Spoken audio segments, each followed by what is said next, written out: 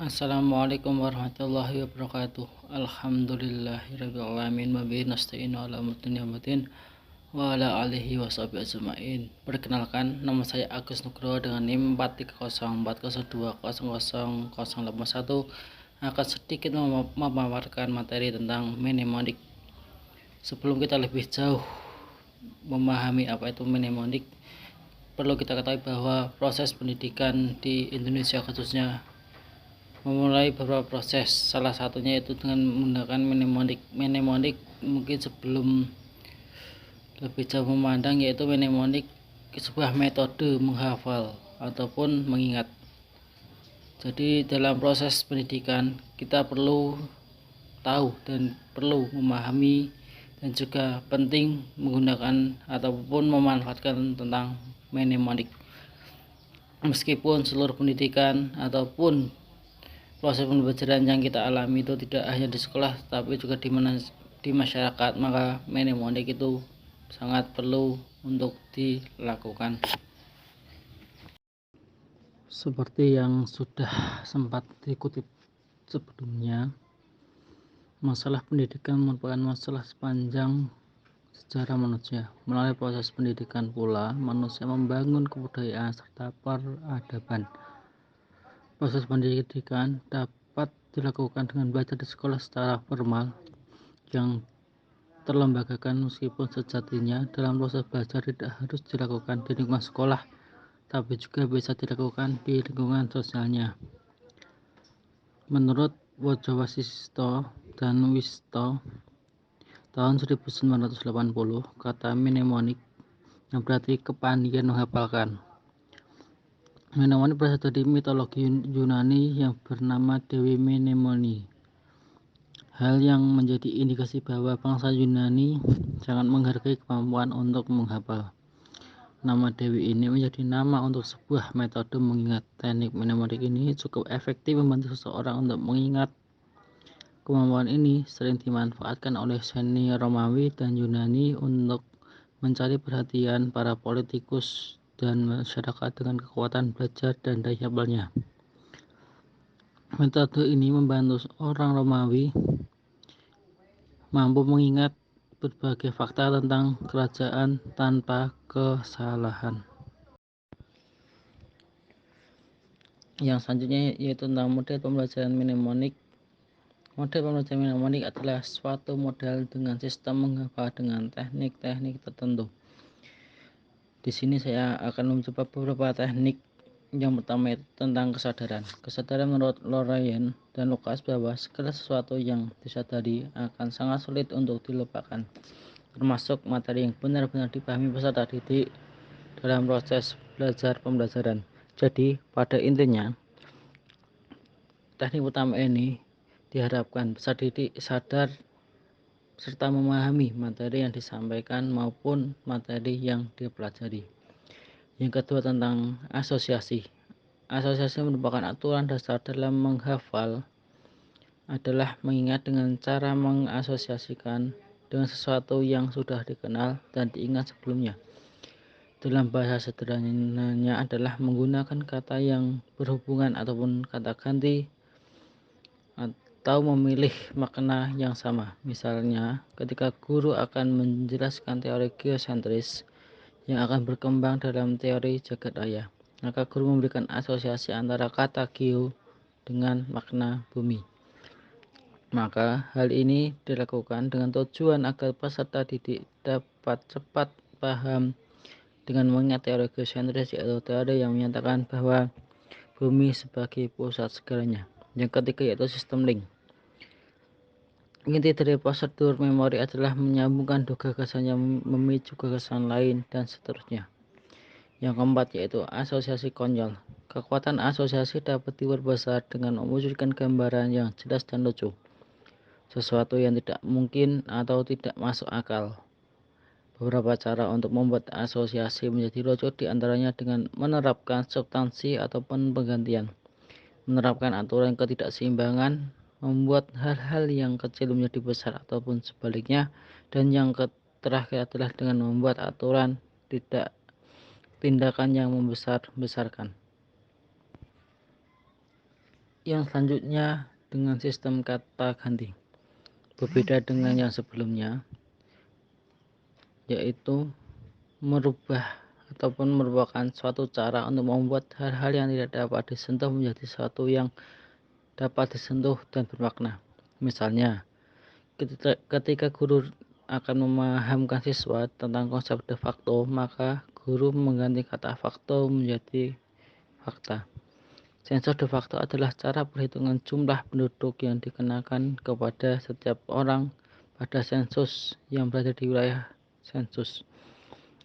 Jadi de facto ataupun faktanya adalah penduduk tersebut berada di wilayah sensus. Intinya, dalam sistem kata ganti ini adalah menggunakan kata bantu ataupun kata yang mudah dipahami, sehingga dalam proses mnemonik mudah dalam menggunakan metode menghafal tersebut. Yang keenam yaitu menggunakan kata kunci. Dalam sistem kata kunci adalah memilih satu kata untuk mempresentasikan pemikiran atau beberapa yang lebih panjang. Misalnya, untuk membantu secara didik mengingat urutan planet, maka guru membuat kata kunci yang menarik yaitu Mefebuma Yusaunep, yang merupakan singkatan dari Merkurius, Venus, Bumi, Mars, Jupiter, Saturnus, Uranus, dan Neptunus. Sehingga dalam proses penyederhanaan ataupun pencarian kata kunci itu lebih cepat dalam memahami atau menghafal sesuatu hal yang dipelajari. Mengenai strategi mnemonik adalah strategi yang memungkinkan siswa dengan mudah menyerap informasi ataupun materi yang diajarkan oleh guru ataupun pengajar. Oleh karena itu, strategi mnemonik harus digunakan untuk lebih memahami apa yang terjadi selanjutnya. Penguasaan strategi mnemonik ini sederhana dapat membuat beberapa orang mengembangkan prinsip terutama kemampuan untuk mengontrol dan mengubah aktivitas mental mereka. Informasi ini dapat mendorong mereka untuk melakukan eksperimen kritik diri untuk mempelajari metode dan mengingat pola yang merupakan bagian terpenting dari perkembangan intelektual. Tujuan dari strategi mnemonik dalam pembelajaran yaitu mempermudah siswa dalam mengingat pengetahuan baik itu tempat, orang, tinggal, ataupun lainnya yang berhubungan dengan materi tersebut dengan cara menghubungkan dan mengasosiasikan dengan suatu kejadian yang ada hubungannya atau dekat dengan dirinya. Mempermudah siswa dalam mengambil kembali pengetahuan yang sudah lama sehingga dapat dipanggil kembali sewaktu diperlukan, dan mengefektifkan informasi dari short term memory atau memori jangka pendek menjadi long term memory ataupun memori jangka panjang dengan berbagai cara yang dapat di dalamnya, tentunya dengan metode-metode yang sudah dijabarkan sebelumnya, yaitu menggunakan metode yang sesuai dengan masing-masing individu. Tentu dari proses atau pemanfaatan metode mnemonik ataupun menghafal ada beberapa faktor yang membantu dan juga ada beberapa faktor yang menghambat proses mnemonik. Yang pertama yaitu tentang proses ataupun faktor yang membantu daya ingat. Beberapa hal yang membantu daya ingat yaitu yang pertama yaitu perhatian dan pemilihan. Proses yang mengalami memori adalah perhatian. Perhatian menurut Stern adalah pemusatan energi psikis terhadap suatu objek. Banyak sekali informasi yang berada di sekeliling kita, namun secara alamiah kita memilih informasi yang menarik perhatian kita. Yang kedua yaitu tentang emosi. Faktor emosi dapat mempengaruhi ingatan manusia sebab otak akan memberikan perhatian yang lebih besar pada peristiwa yang emosional ketimbang peristiwa datar. Sebagai contoh, bagi sebagian orang yang sudah menikah, kemungkinan besar mereka masih mengingat peristiwa pernikahan mereka.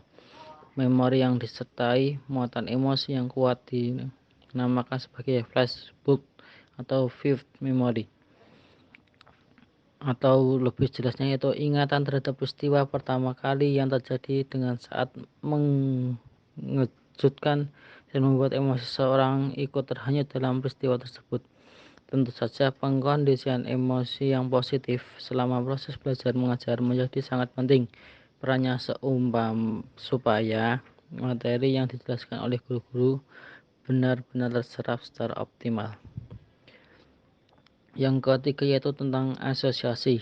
Asosiasi menurut Higby merupakan kemampuan untuk menghubungkan materi yang sedang dipelajari dengan fakta yang ada dalam ingatan. Oleh sebab itu, gambar peta negara Italia lebih mudah diingat dibandingkan negara Eropa lainnya, sebab bentuk negara Italia memiliki bentuk yang hampir mirip dengan sepatu. Yang keempat yaitu kebermaknaan. Materi yang bisa kita pahami karenanya lebih mudah diingat dibandingkan materi yang tidak bisa dipahami. Oleh sebab itu, tulisan yang digramatikanlah tidak benar akan lebih sulit dalam dipahami dibandingkan tulisan yang gramatikanya benar. Setelah kita memahami faktor yang membantu, kita juga akan menjabarkan ataupun juga harus paham tentang beberapa faktor yang menghambat. Yang pertama itu informasi yang tidak penting. Pada prinsipnya, otak akan menyimpan informasi penting saja. Oleh karena itu, informasi yang dianggap kurang penting akan membuat otak menyimpan informasi tersebut dalam memori jangka pendek, sehingga dalam proses ini ingatan tidak akan benar-benar sempurna menyimpan hal yang sudah terjadi. Yang kedua yaitu intervensi ataupun gangguan. Intervensi akan mengganggu hafalan. Intervensi terjadi bila mana informasi yang tidak diperlukan masuk dan bercampur aduk dengan informasi yang dibutuhkan. Contohnya pada saat menghafalkan WC dan pada saat yang sama kita dapat mendengarkan suara nyanyian dari tetangga yang cukup nyaring. Secara tidak sadar, lantunan lagu itu akan masuk ke memori dan bercampur aduk dengan WC yang sedang dihafalkan, sehingga nantinya jika sudah terjadi ataupun kita mengalami hal tersebut, kita akan kebingungan dalam proses penyampaian atau pemahaman materi tersebut. Yang ketiga yaitu tidak fokus dan tidak konsentrasi. Konsentrasi merupakan gerbang belajar. Otak akan mengalami kesulitan jika dua aktivitas dilakukan pada saat yang sama.